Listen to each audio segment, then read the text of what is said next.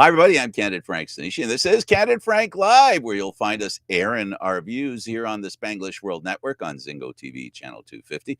Please remember to download the Zingo TV app at the respective app stores for iOS and Android devices. While you download, make sure you rate and leave a comment. Both apps are absolutely free. Zingo TV is available on Google, Chromecast, Amazon Fire, Fire TV sticks, Roku sticks, and also all smart TVs 2016 forward. Now on Candid Frank Live, joining me is Aaron William Freeland. And Aaron, hello. And we're doing something different today. It's Saturday instead of Friday.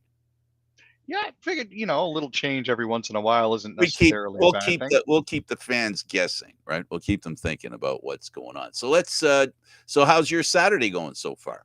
Saturday actually has been relatively productive. Got up this morning and had a nice brunch, did a little shopping, and then went and voted. So that was fun. Oh, sweet. Yeah. Awesome. Yeah. Well, good luck with that election. We've got a new leader of the Liberal Party. We can talk about that when we get to the political side. Let's start with the Canadian Football League, and we'll talk about the Ottawa Red Blacks defeating the Montreal Alouettes, the ones that won the Grey Cup. Ooh, and Ward, the kicker, was the hero. Tell us all about it, Aaron. So the Red Blacks actually went 2-0 for an absolutely perfect preseason. I don't care who you ask. I think 2 games is just about perfect when it comes to preseason. You don't need 8 or 9. But yeah, Lewis Ward helped them complete a perfect 2-0 preseason Friday with 4 field goals in a 19-13 win for the Red Blacks over the Montreal Alouettes. He converted the only touchdown of the game to account for 13 Ottawa points, including a 17-yard field goal early in the fourth quarter. Drew Brown started at quarterback for the Redbacks and completed 20 of 33 pass attempts for 247 yards with 1 interception. Dustin Crum played the fourth quarter in relief of Brown and was 3 for 4 with 44 yards. Caleb Evans, a former Red Black, was actually behind center for the Alouettes, who finished the preseason 1-1 and completed 4 of 6 passes for 32 yards. James Morgan took the majority of the snaps and was a respectable 13 for 17 and 134 yards with 1 interception. Ottawa looks to have turned things around, at least in the preseason, and Montreal seems to be sliding in exactly the opposite direction. Absolutely. And the Argos, they won. They beat Hamilton 25-14. Yeah, with the help of the 5th overall pick in this year's CFL draft, that's Kevin Meidel. He caught 5 passes for 104 yards and a touchdown as they beat up on the Tiger Cats 25-14 at Alumni Stadium in Guelph. Middle's biggest play play of the game, came in the third quarter when he broke free down the sidelines and caught a deep pass from Brian Scott, broke a tackle en route to an 82-yard touchdown that gave Toronto a 19-3 lead. That was actually a really good-looking play. The great part is Toronto established control firmly through the opening quarter and a bit of play. There was really no question as to which team was in control throughout the entire course of the game here. So, for those who were worried about the losses and the players that moved on after last season, things appear to be, at least in the preseason, well in hand. They do. Yak yards are a big thing when it comes to receivers, and when a rookie Canadian can be great at yak yards, in other words, yards after the catch, that's a good indicator of not just a great receiver, but one that can elude tacklers, and that's something you want from receivers. So good for the Argos on this victory. Hamilton, they're just getting their stuff together. It was a Toronto home game. And being a Toronto home game, usually that means the home team fields usually a better team than the visiting team does. So I say this, and it's probably not true, but, it's an opinion. What can I say? Let's go with Calgary. Wow. 31, Winnipeg 10. This was a bit of a surprise, I think, for all involved. Um, Quarterback Jake Meyer said he was actually really glad the Calgary Stampeders had something to cheer about after an emotionally tough week. Campbell Fair had 5 field goals. Wow. That's almost half of the points to lift the Stamps to a 31-10 victory over the Blue Bombers. Running backs Peyton Logan and Levante Bellamy recorded touchdowns for Calgary as well. Now, The match was a little bit delayed just because of severe weather that was running through the area. Um, this was on the heels of the Stampeders having two receivers go down with serious injuries in practice on Tuesday. Malik Henry required season-ending surgery after tearing his patellar tendon. He'd been making a comeback from an Achilles tear earlier last season, and Auden Tate suffered a torn Achilles during the same practice.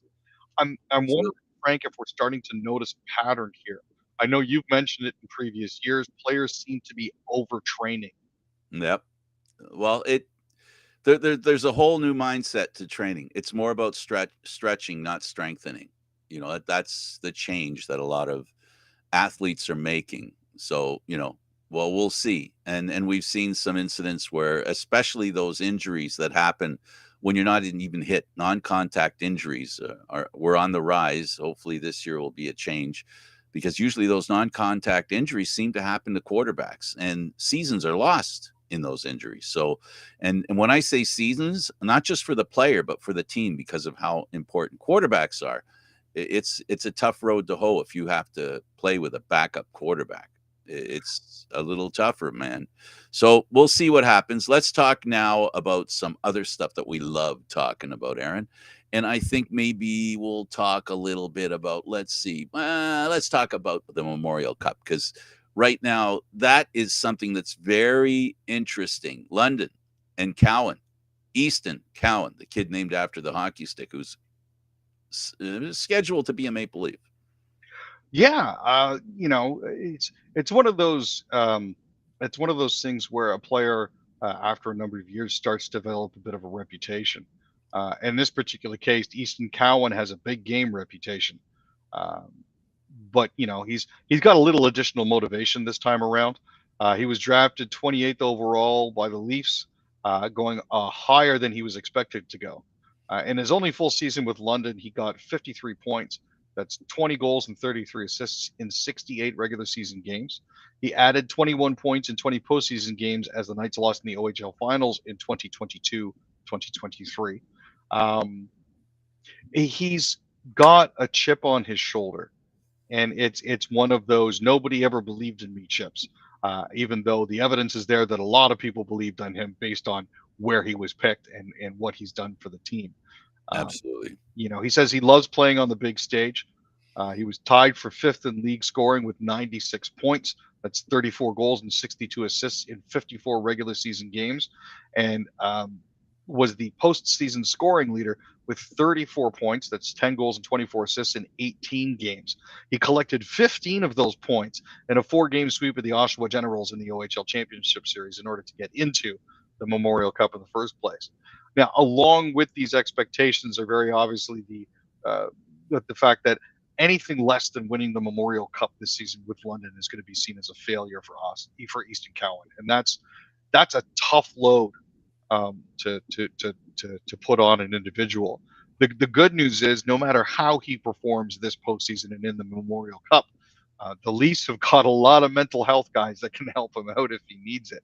So once he gets through either the victory or the trauma of whatever's going to be happening on Sunday for the Memorial Cup Finals, he'll have the support that he needs necessary to get everything done. And he has characteristics that are certifiably offensive, and that offensive nature and ability makes it possible to make Marner that much more expendable, Aaron. That's the thing, right? And we're at the point now, and people are beginning to realize that it's not a question of whether the Leafs want Marner or not. It's whether they can keep him, depending on what the construct of the team's going to be going into next season. No, for sure. And the fact that they have the potential to sign Cowan to a max rookie contract which is going to top out at $975,000 a year for the next 3 years, means that they can take Marner's contract, and after they've paid him his bonuses, so when he'll actually only be getting paid about a million and a half of real money, they can move him off to another team if necessary. maybe retain a Absolutely. little bit on their end and free up some cap space to do some of the signings that they need to do. If Well, anything is going to happen, you're going to have to watch for the first week of July. look, there's going to be this little debate. We'll take them off your hands.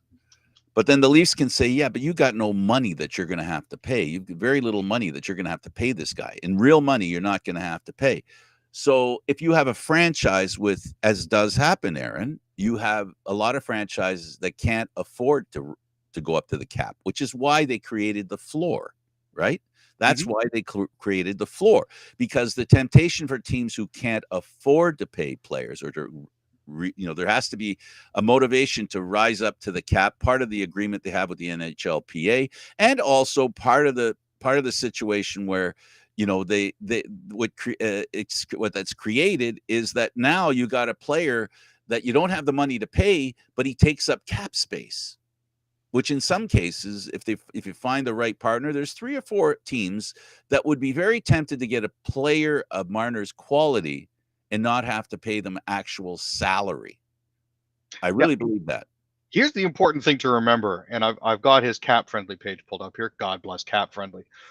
His cap hit is 10.903. That's Right. fine. As of July 1st, his After you signing get, bonus yep. is $7.25 million. His actual base salary is $775,000. So what that means is once they paid off that signing bonus, any team that actually picks him up, while they are dealing with a $10.9 million cap hit, only actually have to pay him $775,000. Exactly. And you So can't tell me there aren't going to be teams that are interested in that bargain. there are going to be teams that are going to be frothing at the mouth for that kind of That's a a bargain. Carolina thing. Carolina loved doing that, and you've got Phoenix that's going to Utah, and they wouldn't mind a star kind of player to come and essentially ease in if they can keep some cap, they can use up some cap space, but save a bit on salary, right? Oh no, for sure. And Right. and I thought there were even some teams out there that are going to be looking to hit the cap floor.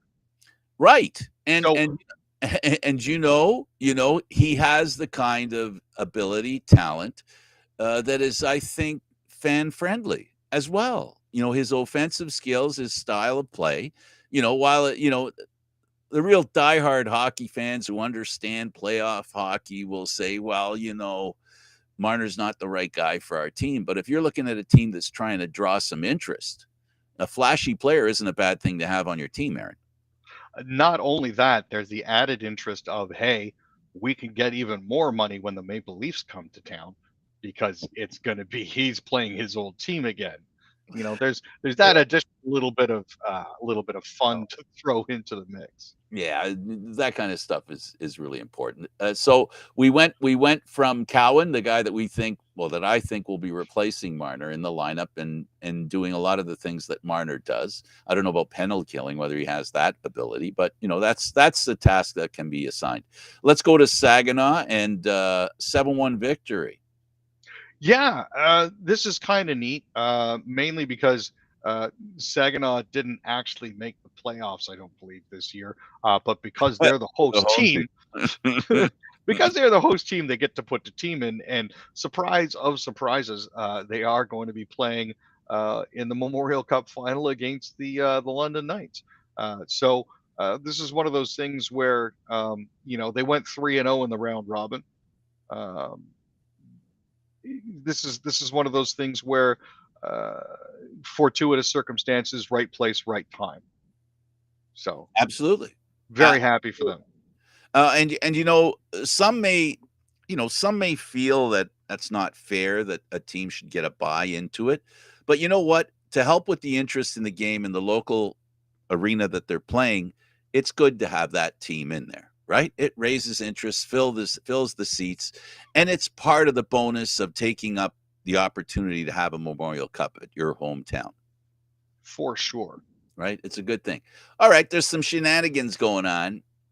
Let's talk about Canada, and surely the dumbest Tories NDP sling mud amid squabbles over speaker's neutrality. Now, what's going on there, Aaron? So, okay, the Conservatives have been trying to make a lot of hay and political points against Fergus, the current speaker, because he appeared in pictures on a liberal website. So they're claiming he's nonpartisan and he's not fit for the role. Meanwhile, Chris D'Entremont, who is the shadow and deputy speaker, has been appearing in photos on conservative websites and on conservative social media at the same time as he's been accusing Fergus of being partisan by appearing at liberal events. Meanwhile, the NDP are just saying, "You're both idiots. We are surely living in the dumbest timeline." you know, it's just one of those he said, she said. That's somewhere in the middle. Everybody's pointing fingers at everybody else. Um, and Absolutely. it's just been a political theater for the sake of political theater. I don't know if it's never been politics as an issue based conversation, or if this has always been the same. I don't know. Are we? I don't know, Aaron. I wonder if this is the way it's always been. I don't think so, but I believe there's a history, and it's something you can't. I don't think you can separate in politics, and that is the mudslinging. That's Mm. just that. Well, if you remember, that goes back to the beginning of Parliament. When, in fact, wasn't there a newspaper referred to as a mud? That was a term they used. For reporters, stuff like that back in the day. So I just wish that we could find a way to talk about issues, but it seems issues matter less and less and less, and we need to figure out a way. It's my hope that politically people will garner up the idea that maybe they should figure out a way to force politicians to deal with issues and stop with the BS. I'd like to see that. I would like to see politicians actually do their jobs and come up with policy as opposed to just politicking. Yeah, And maybe it's naive to think that that sort of thing could happen, but it's nice to bear in the back of the mind, that this absolutely. is this is their true job, is actually governing, not taking pot shots at each other. Right. And we can exchange ideas, but when they can't garner up good ideas, this is what they gravitate to, right? It's if you don't have a good issue to talk about, you got to do what garners the attention of the voters. And unfortunately, it they seem to cater to it seems to me they cater more to the voters who are extreme in their thinking, who are aggressive. Do you know what I mean? Like the people who don't pay attention to what's going on till the time elections finally arrive, right? By the time those people are interested, it's a fire hose of issues, right? But there's still that whole group of people that have made a decision before they even get to that point on who they're going to vote for. You know what I'm saying? Like it Mhm. seems to me people are cemented in who they're going to vote for before they get to the point of where you arrive at the end, where now the issues become more important, and then you have debates where you hope they're going to talk about stuff. So the way it works is just it's counterintuitive in a good democracy. I guess that's why authoritarians have an inroad into democracies, because democracies, we assume that they're there all the time, that they're going to be there. We don't understand that we have to continually revitalize, reinstitute the democratic values that most of us, I think, pretty much most of us, believe in. No, it's very true, and it's a lot of what we're seeing now has, I think, always been there, Frank. I think you're Yeah, right in that regard. We're just seeing it now more because some of us are more aware of the situation. maybe the You're older we get, the more more we see it. I guess I don't know. It's entirely possible. You know, but there you have it, folks. That's, I guess, sometimes the way everything works out. Yeah, well, PE, drought resistant potato genes identified in PEI, will help food security. Very good. Yeah. Borlaye Fofana says it's a global issue. Obviously, food security. We have to adapt crops to changing climate. He's been conserving a germoplast collection on an experimental field in Harrington, PEI, for the last 10 years, and just uncovered the types of genes in diploid potatoes that are actually drought resistant. Increasing the genetic diversity between each variety of potato is an effort to conserve biodiversity, that's for sure, but also to make it more tolerant to disease and environmental stresses such as drought. Western Canada overproduced potatoes in 2020 compared to PEI because of the drought that they had in PEI. It was the first year Western Canada had actually surpassed PEI in potato production because of a drought. So the fact that he's managed to discover more drought resistant potatoes means that there's less stresses that are going to be placed on Western Canadian producers, and it will help balance things across the board. Absolutely. An important thing and something to truly think about and hope that it works. Uh, NL to seek public input on possible ban on tobacco for next generation. So Newfoundland is seeking public input. Basically, they're going to be sending out an open questionnaire asking residents for their thoughts on potential changes to tobacco purchasing legislation, which includes raising the legal purchase and making legal purchase impossible for people born after a certain date.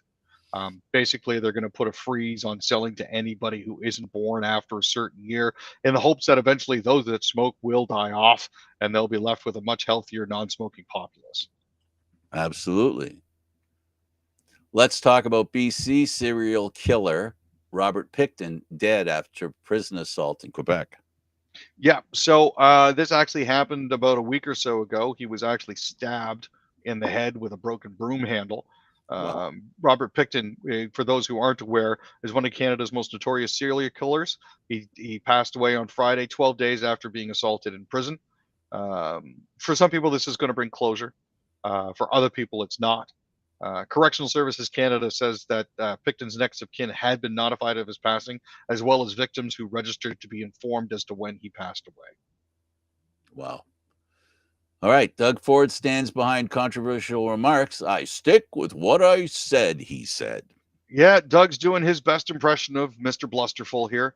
On Thursday, Ford accused people of bringing problems from everywhere else in the world to the province after a recent shooting outside a Toronto Jewish girls' school. Friday, he said, "Nope, I'm standing behind what I said. I take nothing of it back. As a matter of fact, you kind of misunderstood me.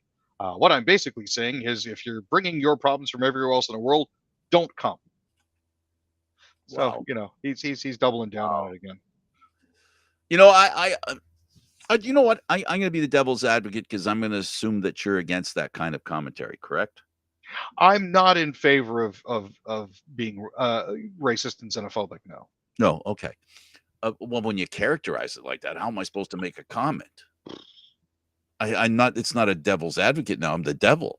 Well, I'll be the devil's advocate, and here's what I will say: perception is becoming a really big problem.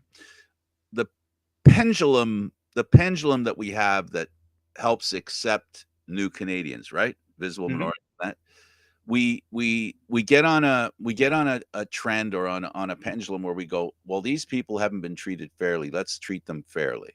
Let's treat them fairly. At some point, if and this is something, perception is everything. If you look at the media and if you look at the makeup of the media, there's more and more visible minorities involved. Like if you look at the CBC, you look at CTV, you look at all the networks, right? Perception is a terrible thing, Aaron. And if you're 85 or 80% of Canada and you feel like you're only represented by 10, 20% when you watch TV or when you look around at people who are working in places, you could feel like you're threatened. And that, I think, is something we don't talk about in regards to what are some of the concerns of these people we're calling racists? Like, are they all racists, or do any of them have a legitimate complaint where they feel that they are legitimately feeling like they're no longer a part of this country or an interested participant in this country? That, is it not possible that some people may feel that a new immigrant gets a job before they do if they're falling on hard times and they see a new immigrant having the job they wish they had? You don't think that there'd be some natural resentment? I use the word natural on purpose. Some natural resentment of those people. I can certainly see individuals taking that stance when it comes to and there's no maliciousness on their part. Like, admittedly, there's, again, that's another thing, right? Like some people are just naturally feel left out, and then there are people who go to the extreme and make more of it than they should. I'm worried I might say it wrong, but go ahead. Well, there's also the other perception where an immigrant may come here and in their home country they're a doctor. The best thing that they can do is drive Uber. Yeah. So there's a flip side to that as well. But let's be honest, most immigrants don't come here looking for a job on a horticultural or agricultural farm. They just happen to take those jobs because some of the people that are already here don't want to take them.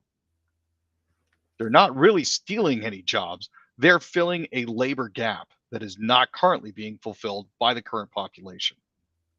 Absolutely. Totally understand and totally agree. Somebody wanted to say hello. Say hello. Hi, Hello. hi, everybody. Um, yeah, no, I understand that. I'll give you a personal example of I had, and because I like being honest, and in this case, I'm going to be honest and say that I had a little resentment with my neighbor. I moved into a house, and my neighbor moved into a house, and he came from the Czech Republic. At the time, it was the Czech Republic, Mm-hmm. and the government helped him start off a mortgage in the house. They gave him a bunch of furniture. They sent him to university. They paid for his university. He became an engineer. He had a pretty good job here in Canada because of the opportunities that he was given that I wasn't given. And I say that with no malicious intent, just to say that if I were a bitter person, or if I were an envious person, or if I were an angry person because I feel my life is harder than his because the government's helping him, um, I apologize if that's what it sounds like. That isn't what I'm trying to say here. I'm just saying when that happens, you can feel like, here I am. I was born in this country. I paid taxes for 20. At that point, I'd paid taxes for 20 years. I'd worked for 20 years, and I didn't get any kind of break like that from the government. They didn't buy me any furniture. They didn't pay for my uh, education, any of that stuff.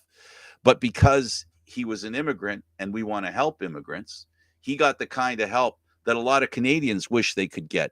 And to me, that's the root of the anger that resides in all of North America. I'm not here to say that that's the government should be strung up and destroyed for that. But there always is, Aaron, when governments make decisions, right? It's like friendly fire. It's a situation where they create a problem in the process of trying to solve a problem. I totally agree that when immigrants come here, we should give them a leg up. We should, we don't give them, I don't believe in the handouts, by the way. I want to make that clear. But I believe they should get a hand up. I believe anybody who's able to take advantage of a hand up, who's looking for a hand up and wants to make their life better, we shouldn't discourage that.